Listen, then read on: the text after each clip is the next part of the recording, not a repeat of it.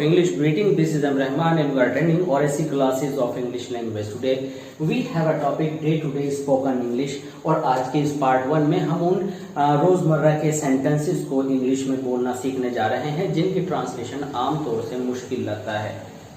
हम इंग्लिश को कई तरह से सीख सकते हैं। हम जो ज्यादातर इंग्लिश को सीखते हैं वो ट्रांसलेशन को बेस करके सीखते हैं और ट्रांसलेशन हमारी हेल्पफुल साबित नहीं होती कुछ पर्टिकुलर सेंटेंसेस में। और कभी कभी हम देखते हैं कि हमारे जो सेंटेंसेस हैं इंग्लिश में बोले जाने वाले, अगर हम उनके हिंदी के शब्दों के अनुसार मैच करें तो वह बिल्कुल मेल नहीं खाते और हम उनका मीनिंग, उनका सेंस कुछ का कुछ निकालने लगते हैं। तो यहाँ पर डायरेक्ट अप्रोच हमें लगानी होती है इंग्लिश को लर्न करने में। इंग्लिश लर्निंग के बारे में आप ये बात जान लीजिए, the more you listen the better speaker you are.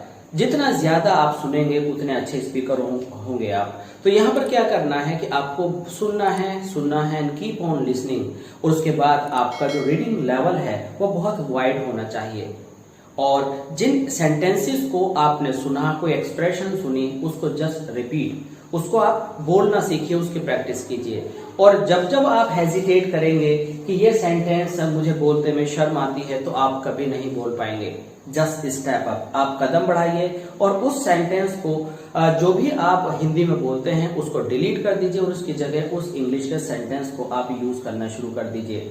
एक एक दो सेंटेंस करके, एक एक दो वर्ड्स और फ्रेजेस करके आपकी लाइफ के अंदर इंग्लिश के वर्ड्स, सेंटेंसेस और फ्रेजेस आते चले जाएंगे और धीरे धीरे करके आप इंग्लिश सीखने लगेंगे और सीख जाएंगे और बोलने लगेंगे।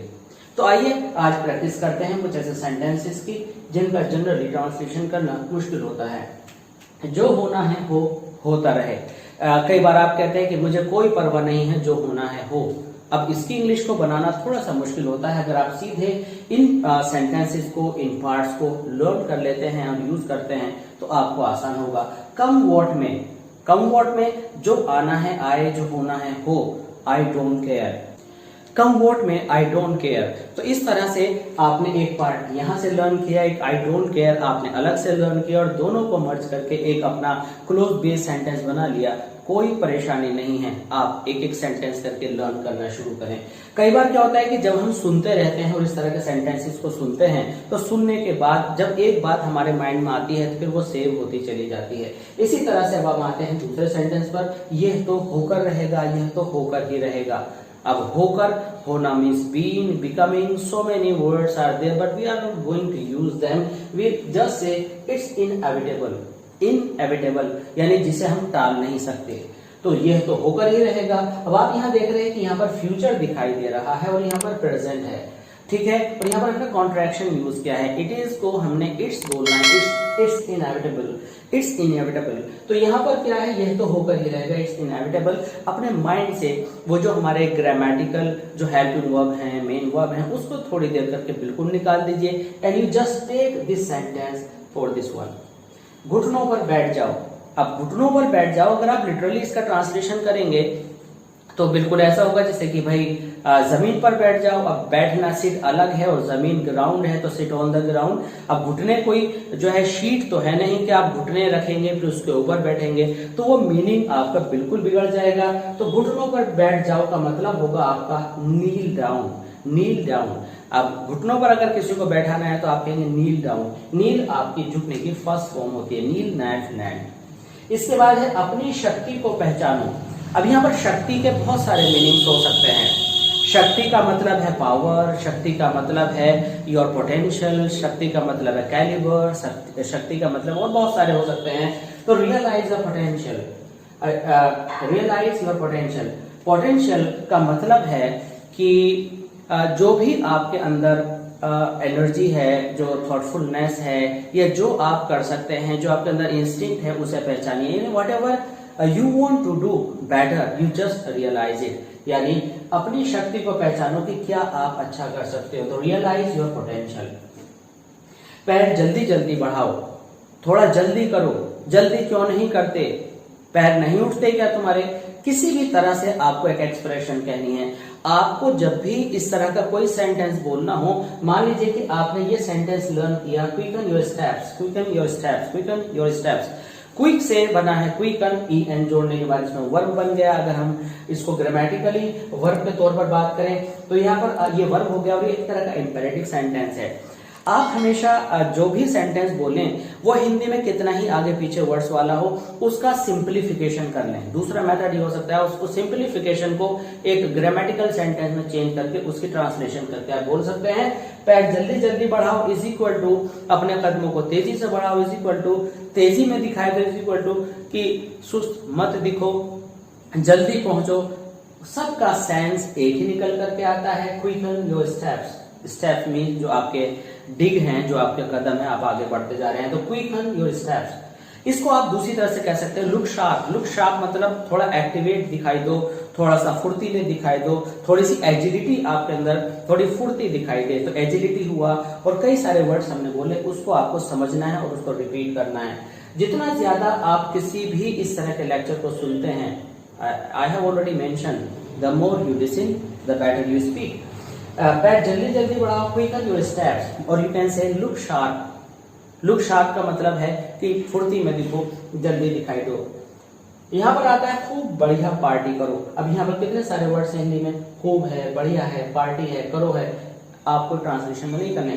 Party hard, party hard. जब भी आप ब्रिटिश एक्सेंट में जाते हैं तो वहां पे कोई इस तरह का साउंड नहीं है, वहां आता है पी के लिए जो साउंड आता है वो आता है यानी पार्टी हार्ड।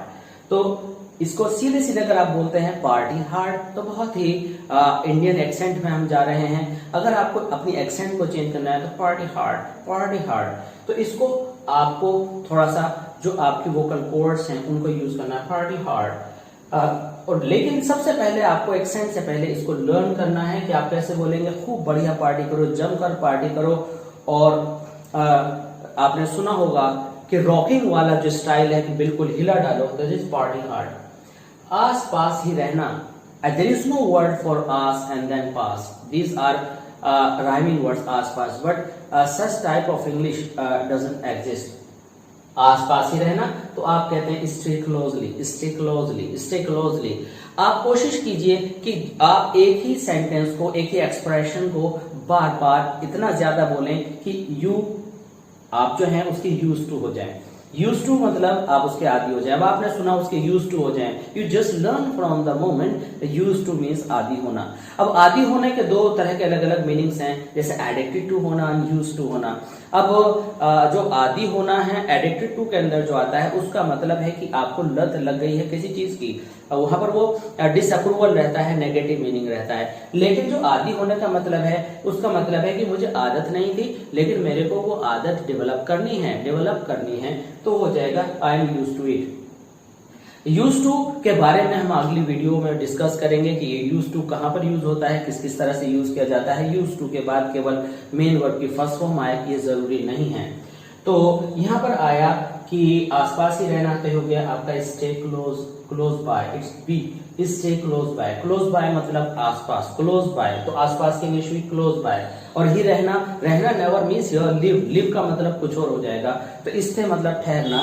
तो यहाँ जो सेंस निकल के आया वो होगा stay close bye.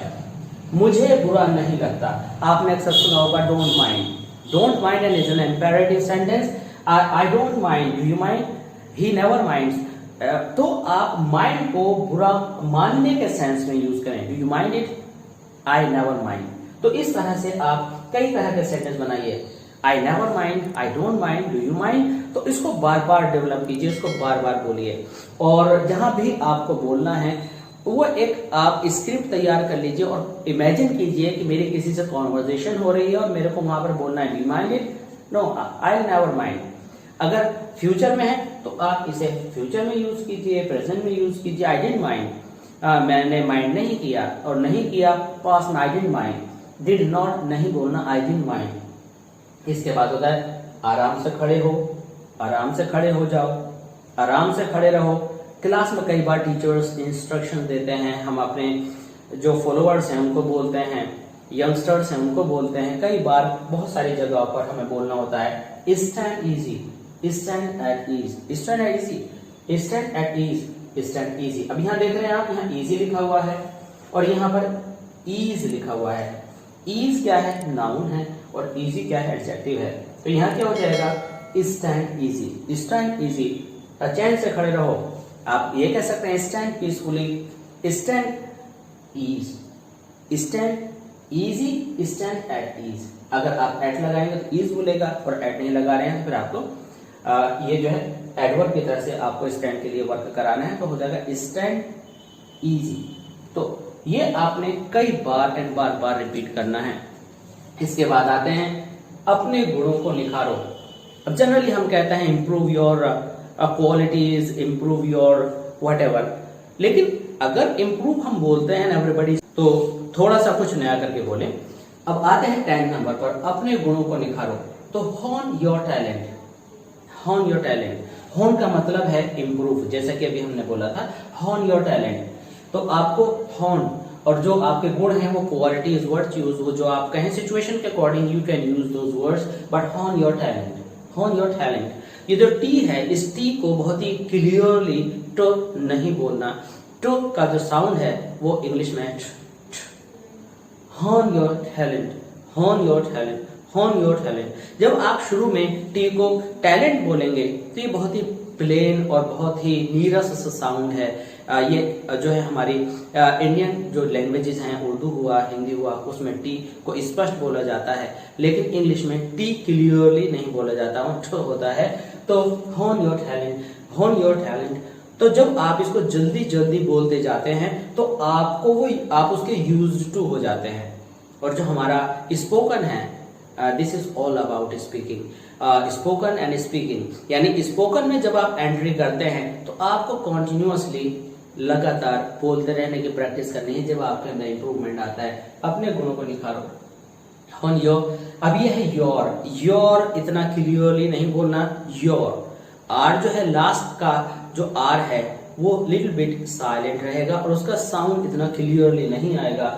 Horn your talent, hone your talent. अब उसके बाद घंटे के हिसाब से मजदूरी देना। मैंने तो भाई घंटे के हिसाब से मजदूरी दी थी, मैं घंटे के हिसाब से मजदूरी दूंगा, और इस वाले वर्क में घंटे के हिसाब से मजदूरी तय की जाती है, तो तय की जाती है, दूंगा, दिया, व्हाटएवर। तो यहाँ पर आप कहेंगे to give wages by an hour, to give wages by a day, to give wages by a month. तो आप वहां तय करेंगे कि जो पैसा देना है वो किस हिसाब से देना है। तो देना के लिए हमने यहाँ पर टू लगाया है। अगर यहाँ पर आपने टेंस यूज करना होता तो आप क्या करेंगे कि इस टू को हटा देंगे और यहाँ पर कहेंगे I give wages by an hour, I give wages by an hour. I और हैव को जब आप फ्लो में बोलते हैं तो आप ऊपर अपोस्ट्रोफी लगा के वी करके बोलते हैं, तो आप बोलते हैं I have given wages by an hour. The most important part in this sentence is by an hour. I have given wages by an hour. उसने दरवाजा चौपट खोल दिया, उसने धड़ाके से दरवाजा खोला। इस सेंटेंस के अंदर आप देख रहे हैं कि बहुत ही रफ एटीट्यूड आपके सामने दिखाई दे रहा है, बहुत ही जो डिसेंट वे ऑफ वर्किंग नजर नहीं आ रहा है। आप आए और बेतुके तरीके से आपने दरवाजा सीधा सा खोला और वो जा करके साइड में लगा और एक जो है साउंड क्रिएट हुआ। It shows rude behaviour. Then you say he flung the door open, he flung जैसे फट से मारा जाकर दूसरी तरफ लगा। और अगर यहाँ पर आप इस सेंटेंस को ऐसा कहते हैं उसने धक्का मारकर दरवाजा खोला, तो व्हाट इज धक्का मारना? तो you say he pushed the door open, he pushed the door open, he flung the door open, he pushed the door open. Push में धक्का मारना है और फ्लंग में कोई भी चौपट, मतलब थोड़ा सा चौपट एक रीजनल वर्ड हो सकता है, जैसे कि बिल्कुल खुला छोड़ देना और उसको थोड़ा सा आप बंद करते जाएं, बंद करते जाएं। तो खोलने का मतलब ये भी होता है कि आपने इतना सा खोला और खोला और एकदम पूरा खोला, तो वो फ्लंग द डोर ओपन। तो फ्लिंग, फ्लंग, फ्लंग, फ्लंग का मतलब होता है एकदम झटके से किसी चीज को हटा देना। तो ही फ्लंग द डोर ओपन।